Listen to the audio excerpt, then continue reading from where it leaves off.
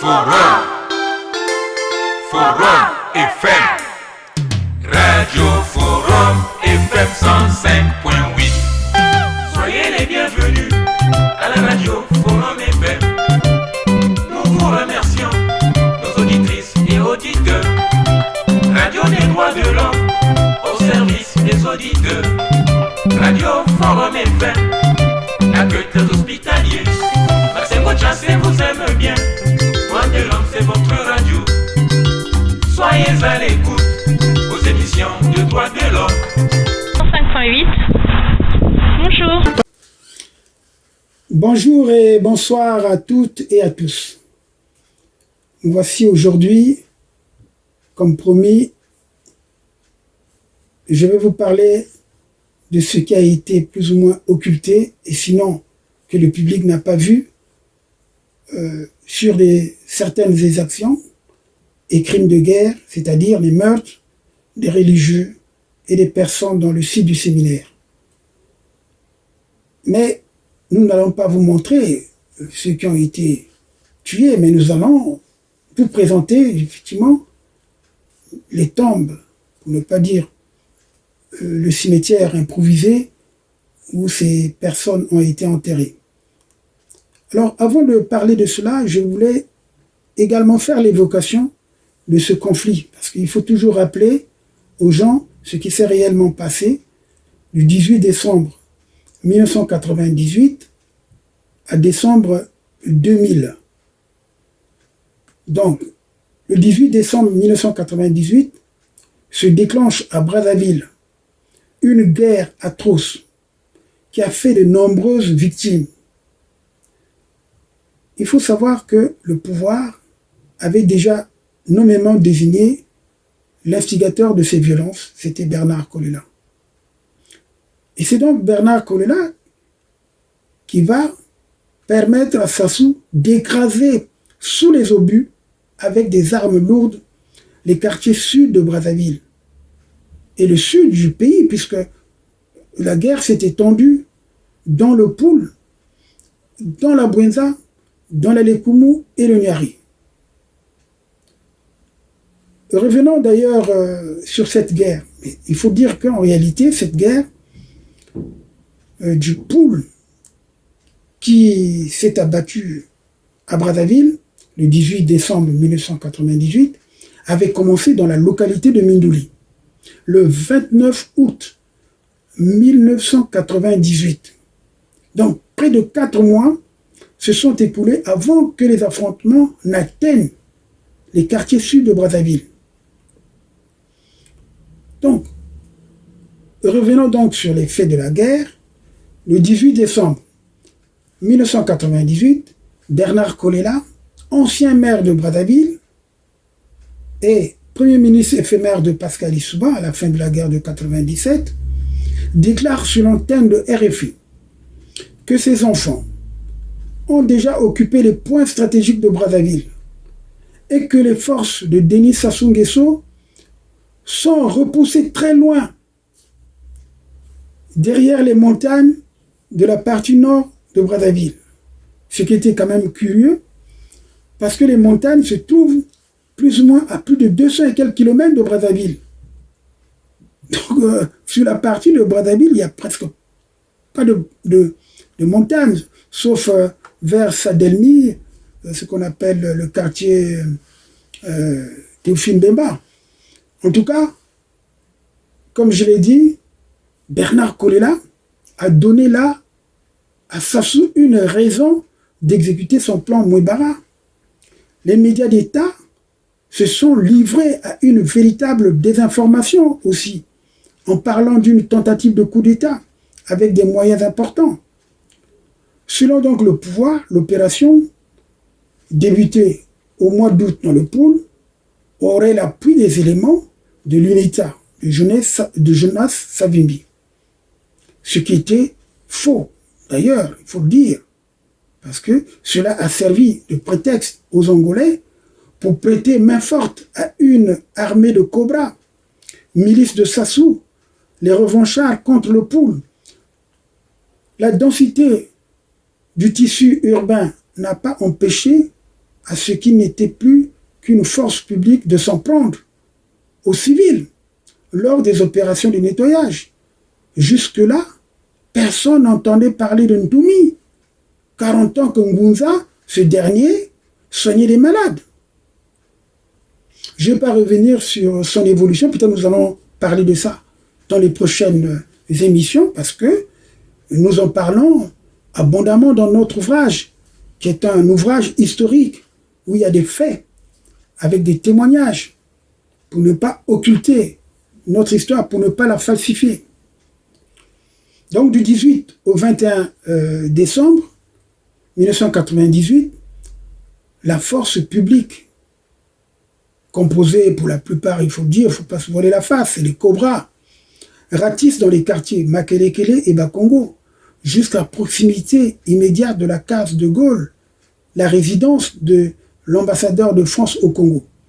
Cette manœuvre dite d'encerclement des ninjas dans les quartiers de Bakongo a été une occasion d'assassiner les jeunes gens et tous ceux qui étaient susceptibles de porter une arme. Le bilan donné par le colonel Jean-François Ndengue, à l'époque il n'était que colonel, directeur général de la police nationale, le 28 décembre 1998, faisait état d'au moins 400 ninjas qui ont été tués par les forces de l'ordre. Alors, pour nous, nous disons ce ne sont certainement pas tous des ninjas, parce que nous avons vu le déclenchement 4 jours, parce que la première fois que je rentre, ou après, je vais en revenir d'ailleurs, on ne connaîtra jamais le bilan des victimes au sein de la population civile. Alors que toute la nuit du 18 au 19 décembre 1998, on avait tiré à l'arme lourde en direction des quartiers sud de Brazzaville. C'est là où je parlais de ma colère. J'étais désemparé. Je suis allé sur le lieu de lancement des BEM 21, positionné au lycée Thomas Sankara, afin de protester contre le tir des obus. Je me suis même rendu au domicile de couple Adélaïde Benoît Mondelengolo, parce qu'ils étaient sur les hauteurs de Thomas Sankara, leur résidence. J'allais les voir. On va me demander de me calmer, de donner un verre d'eau et tout ça. Je dis non, c'est pas ça, il faut arrêter ça, parce qu'on a mis en cause les Souba justement pour ce genre de violence. Nous n'allons pas recommencer. Et puis, lors de mon passage, justement, sur le terrain de tir, il y a eu accalmie, au moins pendant 3 heures. C'est après, justement, que dans la nuit, bon, j'avais passé ma nuit au siège de Radio Liberté, qui était non loin de chez Tassoua. J'étais en quelque sorte sans domicile, vivant en Pissa, surpris par cette violence, par la guerre, parce que lorsque il y a eu déclenchement de la guerre de 98 à Brazzaville, le 18, je me trouvais au Parlement. Je vais revenir sur cette période. Donc, pendant ce conflit, me trouvant à Brazzaville, de décembre 1998 à mars 1998, 5 jours après les attaques de ninjas, et compte tenu des exactions et du pillage dans les quartiers sud, lorsqu'il y a eu accalmie, donc, comme je l'ai dit, j'ai assuré, à partir du 22-23 décembre 1998, la sécurité des personnes et des biens dans les quartiers victimes de violences.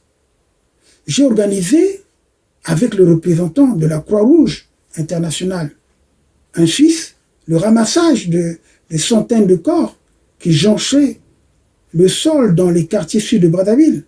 J'ai assuré la sécurité des sites qui avaient accueilli les déplacés.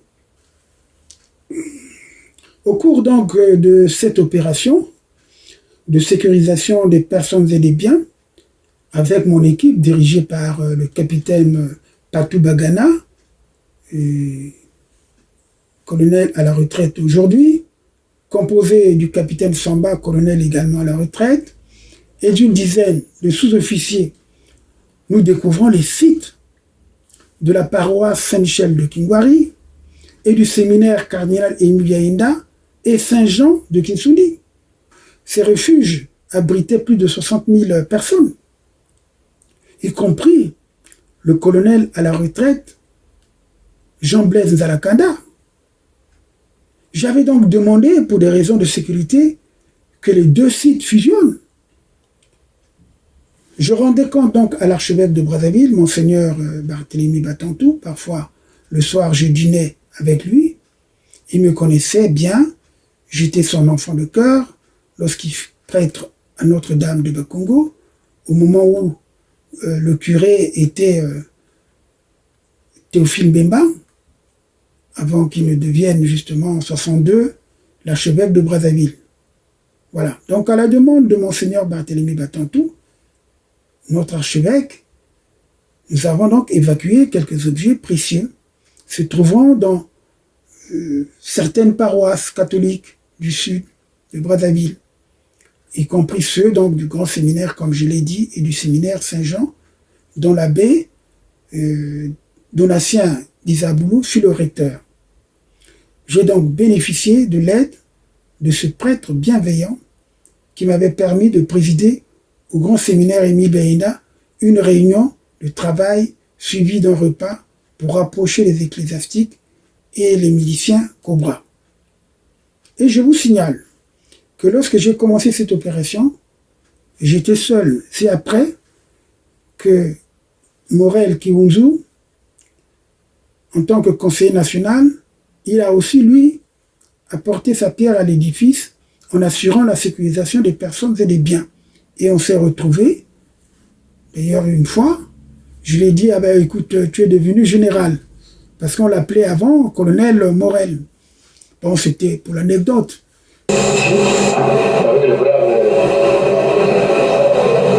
Général Morel, il a gagné des yeux, général.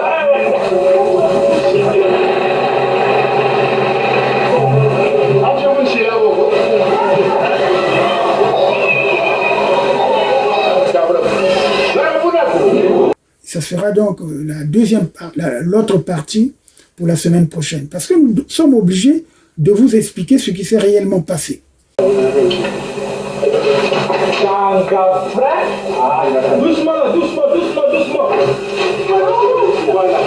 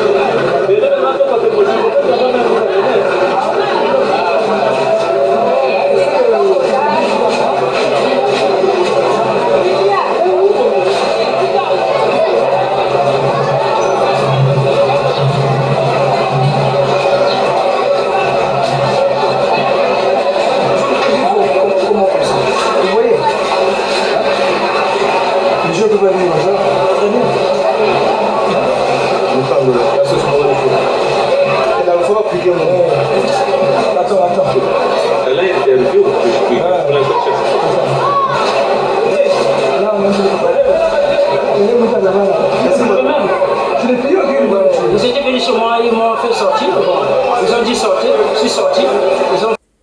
Je voulais suivre ce témoignage justement très poignant du prêtre qui nous montre ce cimetière. Qui était abattu chez lui, ici dans la salle du séminaire. C'est un religieux. Bon. Celui-là, il est mort de drépanocytose. Il n'avait plus du sang. C'est une fille. C'est Jean Gameau. Jean Gameau c'était un chercheur. Un chercheur qui était abattu ici dans l'enceinte. Allez, il faut bien dire. Bon, ils ont été battus effectivement par des pilleurs. Tous ceux dont je venais de citer ont été abattus par des...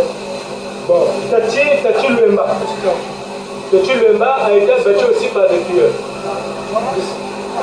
Bon. Celui-là, c'est un religieux.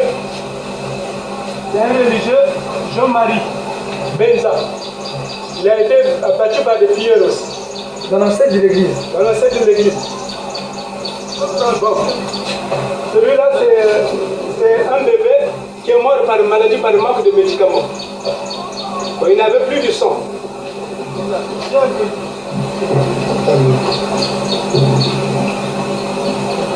Ça, c'est l'autre côté du Djoué. Là-bas, là, vous voyez, c'est l'autre côté du Djoué.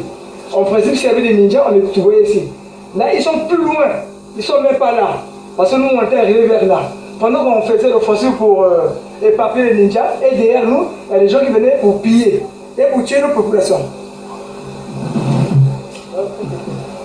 Donc on ne sait même pas qu'est-ce qu'on va devenir. Pendant que nous partons combattre l'ennemi, disons les ninjas que nous avons vus là-bas, nous avons tués qui sont là-bas, et derrière là, il y a les gens qui quittent Wenze, qui quittent encore, qui viennent tuer, c'est religieux que vous voyez là, qui ont tué, ils ont tué dans l'église. C'est pas normal. Dans un but de piller. Et nous, en revenant, on vient trouver les corps. Oh, ils sont rentrés derrière vous. C'est pas normal. Donc, après avoir tué ces religieux, ils ont pris leur véhicule. Deux véhicules. Il y avait un véhicule de la communauté européenne qu'on avait offert à... Même le véhicule de Monseigneur Kombo était pillé. Voilà. Vous connaissez les bateaux glaciers? Ah, ben c'est un chauffeur qui connaît. Le véhicule de Monseigneur Kombo était pillé. Il y a deux véhicules pour les religieux qu'on avait pris. Après avoir, on les avait battus et puis ils ont pris leurs deux véhicules. Avant-hier aussi on a pillé. On est venu voir. Des pauvres petits comme ça. Là ils font rien. Ce sont des petits. Ils ne sont même pas des ninjas. Et si les gens qui sont bourrés de mauvais esprits vont le voir, ils vont les tuer. C'est pas normal ça là. Là ils sont tranquilles, ils jouent au jeu de cartes, ils veulent la paix. Et en même temps, vous avez la voix aussi du sergent Sosten qui a été exécuté. Parce que lorsqu'on a déclenché justement cette fameuse opération du beach, des enlèvements, le massacre du beach, et les premières victimes, en fait, ce sont nos éléments qui protégeaient le site de Kinsundi, notamment le sergent Sosten qui se présente et que vous allez suivre maintenant. Merci. Brusquement, si vous voyez des militaires qui ne sont pas du secteur, ils peuvent venir les piller. Et qui assure leur sécurité? Mobile One? Mobile One, nous sommes là. Qui est le chef de Mobile One? Bon, mais pour le moment, c'est moi qui suis c'est Willy. Bon, pour le moment, c'est Willy Massa. Willy Massa. Bon, pour le moment, ici, c'est moi qui suis là. Ça, c'est moi. Moi, je suis sergent de la police nationale. Bon, je suis obligé de rester ici pour assurer la sécurité de ces 17 000 personnes que vous voyez ici. Et de lutter contre les pilleurs qui viennent ici. On essaie de les interpeller, on essaie de prendre des armes, c'est des problèmes. Vous pouvez vous présenter? Je suis le sergent Sosten Giga. Je fus le gars de manière le maire de Mongali. Mais je pense qu'avec tout ce que j'ai vécu, je ne serai plus parce que par rapport à mon étiquette, j'ai failli être tué par les ninjas. Parce que quand j'étais rentré, ils m'ont d'abord cherché, parce que je suis du quartier. Ils m'ont d'abord cherché. Ils croient qu'ils vont prendre des armes sur moi, mais non pas plus. Mais nous, on a fait le contraire. Avec l'appui de Willy, on a fait le contraire, on les a pourchassés de loin. Actuellement, ici, nous parlons, j'assure la sécurité, il n'y a personne après de ninjas. Et c'est nous qui contrôlons la zone. La zone est contrôlée par des militaires. Ce n'est pas des bonnes armées, mais par les militaires réguliers. Des policiers, des stations de gendarmerie, ACI, des jeunes recrues. Tout ce monde-là, et les autres sont restés à la ferme Mizoro là-bas. Par contre, derrière nous, il y a des gens qui viennent pour faire la pagaille. Quand nous partons pour chasser les gens là-bas, derrière nous, les pilleurs qui viennent de faire la pagaille là-bas, ils viennent faire ce qu'ils veulent.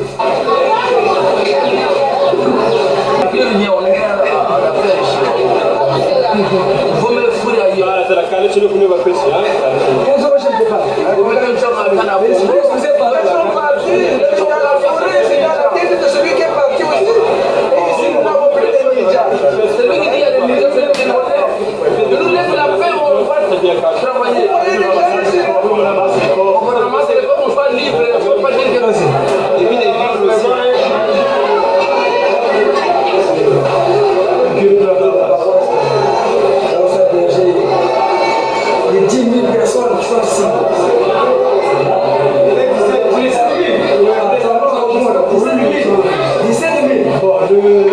Notre site, séminaire Saint-Jean, donc le séminaire Saint-Jean, nous avons la communauté d'Espiritia, nous avons le Carmel, nous avons la communauté de Saint-Joseph et nous avons les Gabrielistes qui malheureusement a été désertés à cause de des agressions qui sont passées. Nous sommes à violé 8 filles.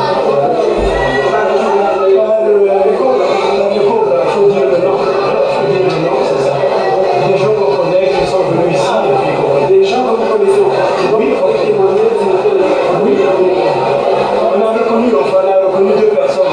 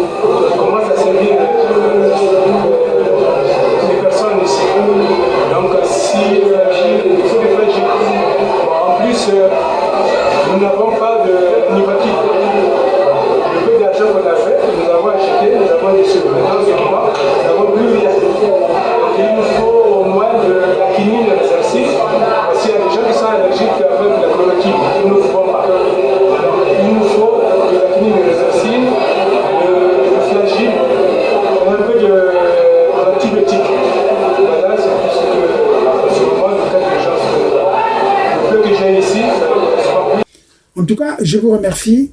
À bientôt, vous êtes nombreux à nous suivre et surtout à faire échec à la désinformation. Je vous ai dit, nous allons bâtir notre pays ou notre continent qu'avec des faits réels.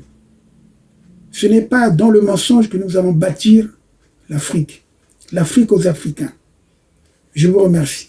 À bientôt. Lu par Ingrid Flora. Forum FM, radio de moi, allo radio de toi, allo radio de nous. Poto poto mungali wenze, kalanda kombo masengo, jiriki tere makabanjilu, zilura bazo mutabala, insuji kingwari basina. Bakongo makelekele sangolo, mayanga majibunga ngalingolo, bayokanga radio koro, akoteya, akobeta, midule ya bana mboka. FM radio de moi, allo radio de toi, allo radio de nous. Forum FM radio de moi, allo radio de toi, allo radio de nous.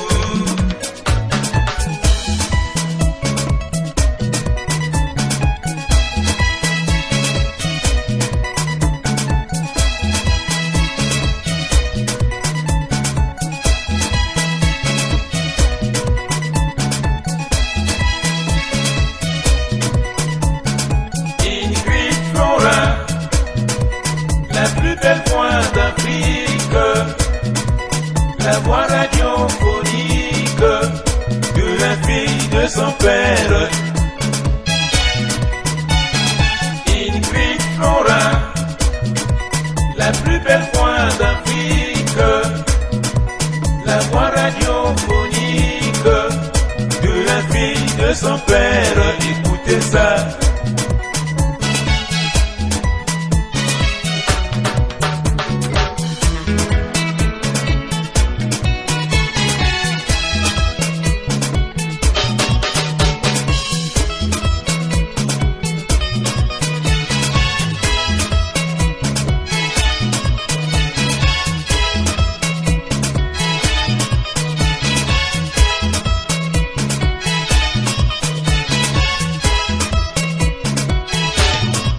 Forum FM 105.8